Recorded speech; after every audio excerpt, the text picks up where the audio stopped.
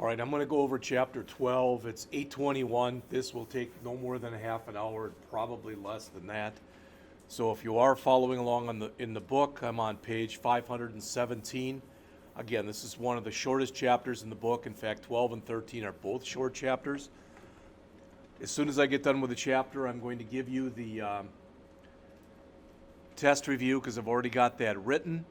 Notice here is a definition of e-commerce. Nice and succinct. In other words, it's just one sentence. I realize that's not easy to read. But it says, e-commerce is the buying and selling of goods and services on the internet. That's about as simple as it gets. All right? So we'll talk about the benefits and the risks of e-commerce, both to businesses and to consumers, the different kind of e-commerce business models, a little bit about e-commerce security and encryption, EDI, if you've never heard that acronym before, which stands for Electronic Data Interchange, trends and projections for e-commerce. It's going to continue, and it's going to get better. Okay? Issues related to e-commerce and options for order and payment processing.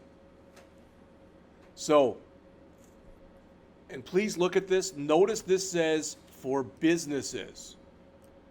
All right, so advantages of e-commerce for businesses. Reduce cost.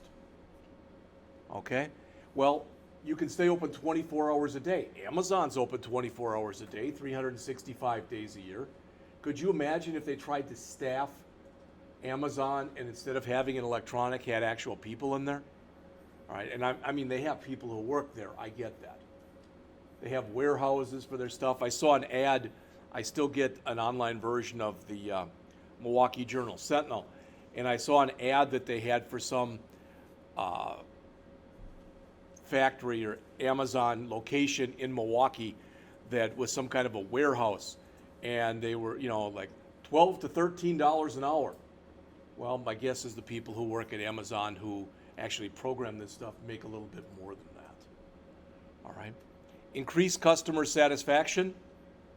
Well, you probably know this. If I want a book from Amazon, for example, and I'm willing to pay a lot for it, for shipping, I can, if I ordered by noon today, I can get it by noon tomorrow. All right. More effective data management. All right. All this stuff, typically when you have an online type of e-commerce site, it does a lot of the work for you as far as keeping up inventory and the like. Potentially higher sales, again, since you are open 24 hours a day. What does it mean for the consumer? Convenience. You can shop anytime you want. The old joke about being in your jammies and slippers and buying whatever the heck you want to buy on the internet.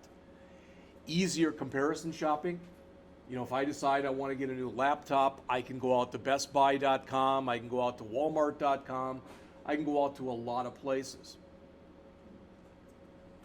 Wider selection of goods, it goes along the same way. Almost always, if you want to buy something, you can go online and find it. All right, now, is that always the case? No, typically, it's still hard to buy drugs or buy medication or things like that. But most things that you want to buy that are legal, you can. So some of the risks, again, these are risks for business. Loss of technology, or loss of sales if the technology fails. You may or may not have heard of this, but before the days of the internet, companies, for example, like a Barnes and Noble type of thing, they were referred to as brick and mortar stores.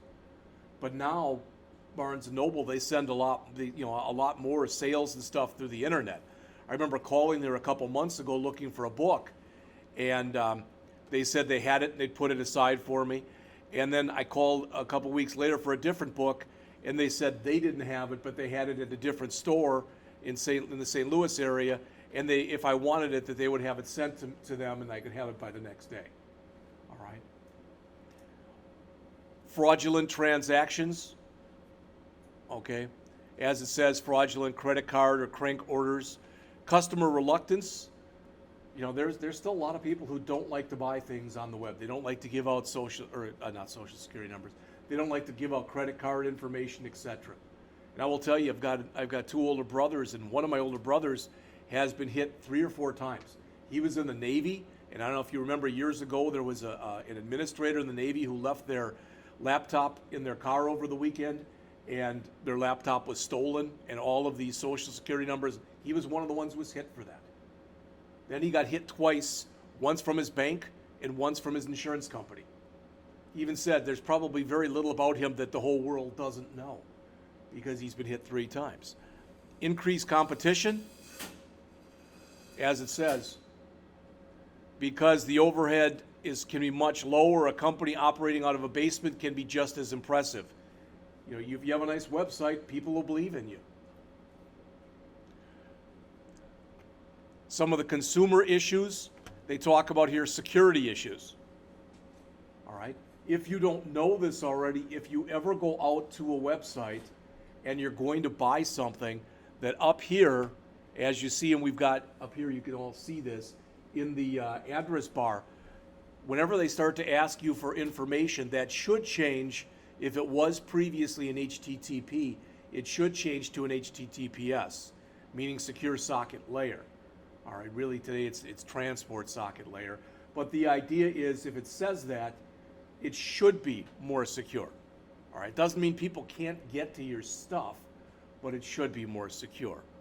Privacy issues, all right. As it says, many sites post privacy statements. Most people don't read them.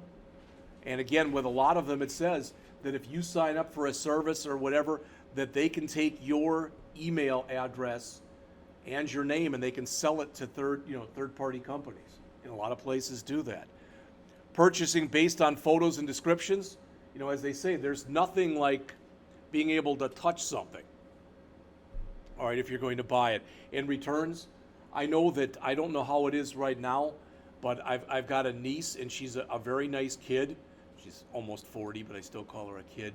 But one thing about her is she has a tendency to buy things and then just return them. And I know she buys a lot of stuff through Amazon, and she bought so many things. She showed me a letter once. She said, "Can they do this?" And basically it was an order that said you can't return anything more for the rest of this year, because she'd already returned about 2 dozen things. All right. The business models, the one that most people know, the one I mentioned before, is B2C, business to consumer. Amazon's the best example of that. Business to business. So for instance, if I'm a Walmart, I might have an e-commerce business model with maybe Lowe's and Menards, etc., those kinds of places. Consumer to consumer, the best one for that is eBay. And one that's really making ground is business to government. You just don't hear about it that much, but the government is probably one of the biggest, if not the biggest, consumer of things online. All right, you may or may not have heard of this topic, electronic data interchange. This is the middle of page 520. When I left teaching the first time, I taught for 3.5 years at a technical college way up north in Wisconsin, and I got a job as an EDI programmer analyst, all right, for a company that made parts for airplanes. And what they wanted to do was they wanted to go totally online with everything they did. In other words, all of their purchase order requests, purchase order acknowledgement, all of the billing, everything had to be online. And if you didn't have that capability, you had a year to come into compliance. If you didn't have that capability after a year, the company I worked for refused to do business with you. All right? So when I first started to learn about this, I went to a 2-hour seminar on it, and I thought this was interesting. EDI basically means a paperless society. Okay, that's really what it means. But when I went to the seminar, it was put on by a paper company, which kind of sounds counterintuitive. So I asked the guy afterward. I said, I walked up and introduced myself and talked to him. I said, "Why would a paper company be putting this on?" He said, "It's a good question. I get asked that quite a bit." He said that what they found in companies is most companies that go electronic like that, they actually generate more paper and not less. Because the higher up you go on the administrative food chain, the more they want a hard copy. They just don't feel happy unless they've got a hard copy put in a file cabinet someplace. So he said, "We love EDI because we're generating more paper than we ever have." All right, the statistics, one of the things that you're asked in here, and we'll get to that, I guess, it's on the next page, but what is the biggest thing that people buy over the internet? If you look in here, the percentage who use the internet, well, when you start to look through here, wow, the smallest percentage we have in here is 57%. And I actually think that's wrong, but it says people 65 and older. And I think as time goes on, you're going to start seeing a new category, and that's probably going to be people who are about 85 and older. Because I know people who are on their 70s and their 80s, and they have Facebook pages, and they get on the internet all the time, and they do a lot of different things. My mother is 86, and she's got friends who live throughout the United States, and she constantly is emailing them back and forth, sending pictures and doing whatever. All right? But even that number is not small, and when you look, for example, when you go up to a household income of 75% or higher, it goes up to 99%. So it's a big audience. Now, some of the issues that you get with e-commerce, and this is the bottom of page 521 and the top of page 522, intellectual property. Okay? When I left Blackhawk Technical College, I had about 1,200 videos there, and they were on the YouTube server.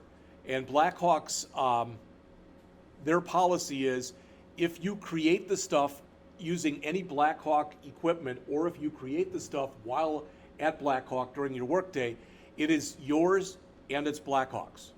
So I left it there. All right, they're still all out there. What they don't know is I'm the only one who has the password for it. And anytime I want to, I can make it private. Okay? Then if they really get that bad, I can just remove everything. Just like this, I can remove all 1,200 videos. I don't want to do that because when I left, it wasn't my idea to hose especially the second year students or the first year students for that matter. So I'm going to leave this stuff up there. And it's interesting because I got an email from the lab assistant guy I'm pretty close to there, and he said one of the students wants to know, he basically has found a bunch of your stuff online, and he wants to know if he can have your permission to download all of it. And I said, I wrote back, I said, well, how much is there? And he said, you're going to be surprised, probably 100 gig. All right, which is quite a bit. But he said he bought an external drive and he wants to know if he can do that. And I told him basically, I don't have any problem at all with him doing that as long as he never tries to make any money off of my name, because that's not why these things were made. All right. And he said, that it's going to be a problem though, because he wants to do it here, and they have a very slow connection speed. So he could get there at the beginning of the day and start and probably do a few gigs worth. So he could probably do it, but it would probably take him about 2 months. All right, security. The security is a constant issue. If you've never heard of this, DDoS, Distributed Denial of Service. It's not on the test. So, well, I'm not going to write it down then. But you should at least hear about it anyway. All right. Let's suppose that somebody is coming that you really like in concert, and you hear it on a radio station. And then you hear, for the next 15 minutes, you can buy the tickets for this artist at $10 a ticket. All right? It typically doesn't happen. I know you know that. But the idea is, now what happens, let's say it was a downtown St. Louis station, and they have 20 lines of people who can call in, but all of a sudden, 10,000 people call into those 20 lines. And basically, they go through an overload. All right? That is a denial of service, because typically the system goes down. All right? Now, when you've got a distributed denial of service, what happens is people who can control other people's computers, where your computer is more or less what's referred to as a zombie, they make calls or do the equivalent of make requests from your computer. And they may own thousands, if not millions of those. The estimate is that somewhere around 30 to 40% of all computers today are zombies. And if you don't know what that means, that just means that if your computer is on and you're using it, there's a chance somebody else is also. I don't mean that they're grabbing your stuff. I mean that they're using it, and they're using your CPU and the power of your computer. All right, it just happens.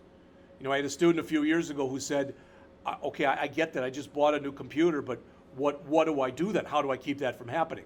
I said, go ask our security guy, Mr. Tabbitt. So he asked Mr. Tabbitt, and he said, well, how do I do this? And he said, never turn it on. And of course the person thought he was being a smart aleck, and he said, well, I have to turn it on. Okay, never go on the internet. So, well, that's why I bought it. Then your computer can never be secure, period. If you ever go onto the internet. That's just the way that it works. All right. All right. Fraud, we talked about that before. You know, you hear about that. There was an article in last Sunday's St. Louis Post-Dispatch about an 85-year-old gentleman who discovered that he was being scammed. All right. And, you know, people are getting smarter, but so are the people who want to perpetuate fraud upon you. They're getting smarter as well. All right. Taxation, this is a big thing. Because if I buy something over the internet, and let's say that I'm buying it in a place from the East Coast, let's say out of Connecticut, whose tax rate do you use? Do you use Connecticut's tax rate, or do you use Missouri's tax rate? That kind of an idea. All right. There are a couple questions in here about encryption. One of the ones that you have to know is when you encrypt something, you make it so that the human eye so that the human eye cannot understand what it is. All right? And what I mean is, if I create a password, let's just say my password is hello world, which would be a stupid password, but let's just say I did that. All right? If I encrypt that password, it's going to look like about 40 or 50 letters and numbers that other people look at, and it doesn't make any sense to them. So when you encrypt something, when you encrypt it, here's a hint, this is on the test. All right? When you encrypt it, you create what's called ciphertext. So ciphertext is encrypted.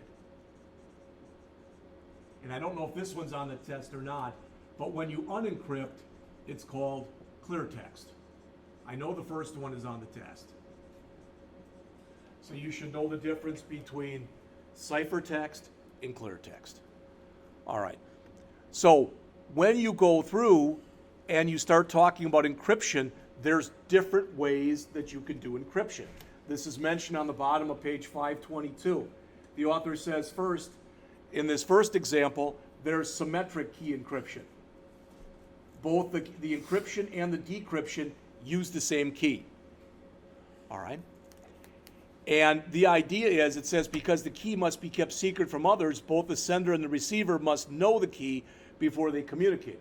But they must not tell other people, because that would kind of ruin the idea of encrypting something. All right? Instead of symmetric, there's also asymmetric encryption. This is, again, the bottom of page 523. And the author says it's also known as public key encryption. There is no shared secret. Instead, two keys are created at the same time. All right? This goes into the whole idea of integrity. And you have to make sure that if you send something to somebody, that's what they receive. It may not sound like a big thing, but if somebody sends something to somebody else and it's supposed to be encrypted, but somebody in the middle, and this is actually called a man-in-the-middle attack, can grab what is being sent and can manipulate it and then send it along the way, all right? In essence, they've decrypted it. SSL, I've already talked about. You may or may not have ever seen that little lock that comes on the top sometimes, shown right there, kind of hard to read. All right. Digital certificates, there are a couple questions about this on the test. And as it says, it's a form of asymmetric or public key that contains information about the certificate, the holder, and the issuer. If you want a digital certificate, there are places that you have to apply for one for. There's a cost. And basically what that does is you're allowed to paste something on anything that you send out that says, oh, this has been verified by this digital certificate company. VeriSign is one that's known really well. All right.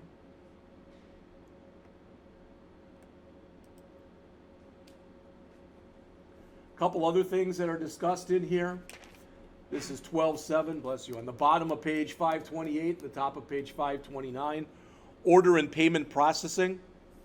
You know, it's amazing. And I've said this before, and again, I don't think this is funny, okay? So if you think I'm trying to give you bad humor, I'm not.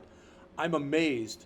I usually shop once a week. I go to the Walmart, either in Wentzville or Lake St. Louis, and I'm amazed at the number of people who pay for their purchases using some kind of a debit card who have no flippin' idea how to use a debit card. They keep putting the wrong end in and just doing this, and the person even tells them. I've seen it where the person will literally grab, the cashier will grab the card from the person and put it in the right way. I told the person once, she didn't find my, what I said humorous, and it wasn't meant to be. I said, can you have a line for people who just don't get it? And then they can go in there and do it. And she's like, well, we have a self-checkout. And I said, you're kind of missing the point. All right? But when you start to work with this stuff, credit cards, store value cards, or kind of like a gift certificate. This is a big one. Digital wallet. This is on the test. You're asked what a digital wallet is.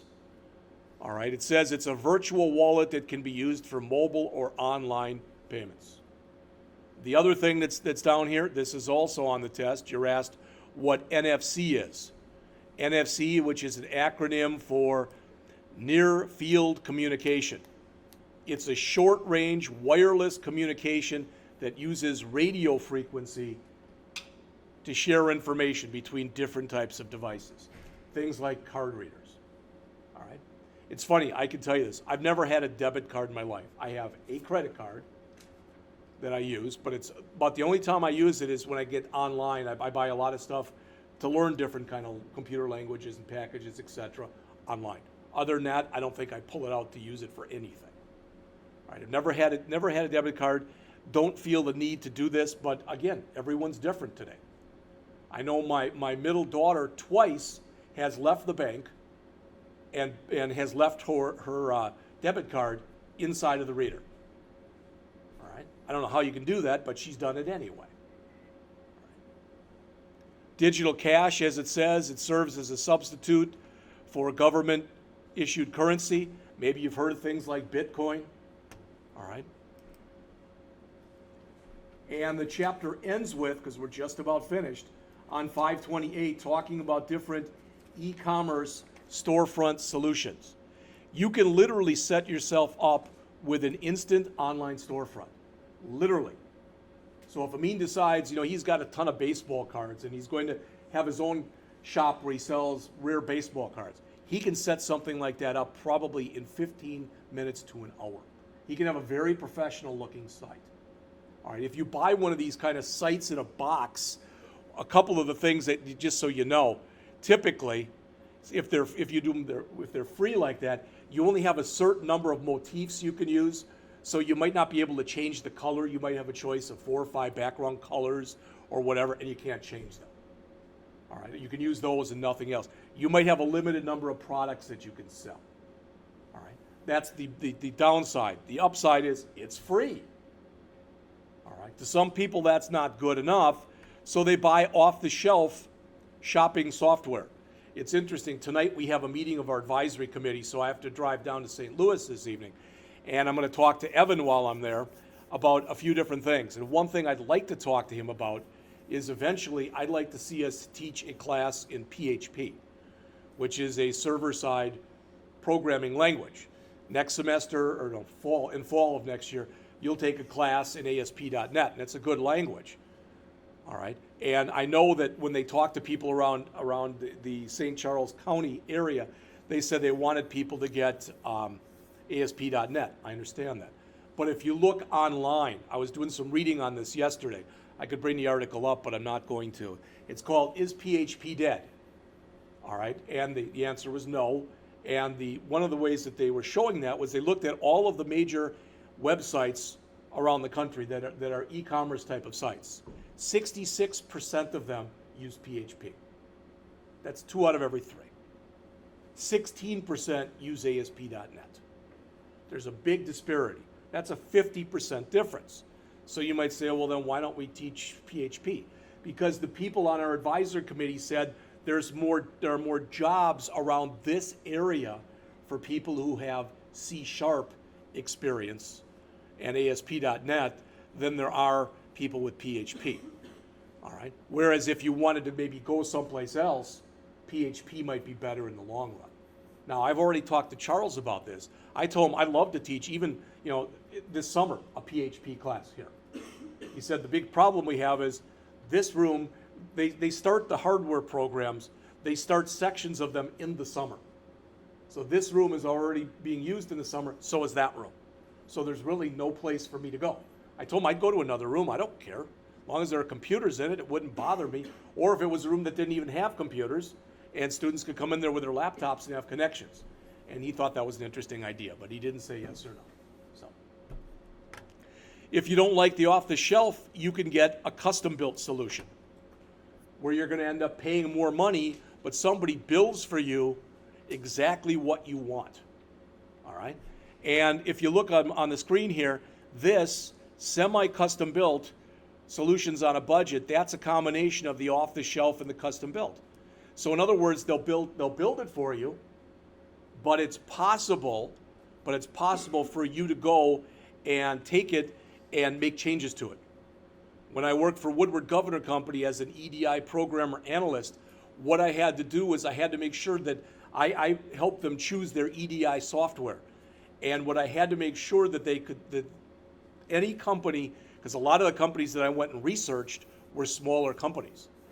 And I had to make sure that whatever code they had, they would agree that if the company ever went out of business, they would give a copy of that code to Woodward Governor.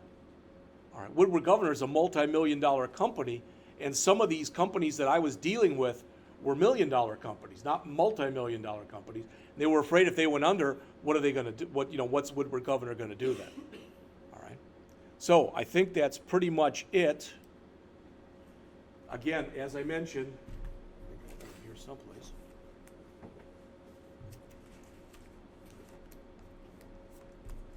So I already have your test review for this. Question 1, what is e-commerce? Question 2, what are advantages of e-commerce for businesses and what are advantages of e-commerce for customers? Question number 3, what are disadvantages of e-commerce both for businesses and for consumers? Question number 4, what sells best for e-commerce? I guess I skipped over that, but it's, I thought it was electronics, but it's not. It's clothing and footwear. Question 5 is on digital certificates.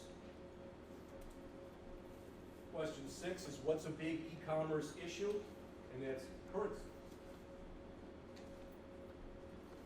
Question 7, hopefully you remember this. We talked about it in an earlier class. What is cyber squatting? All right.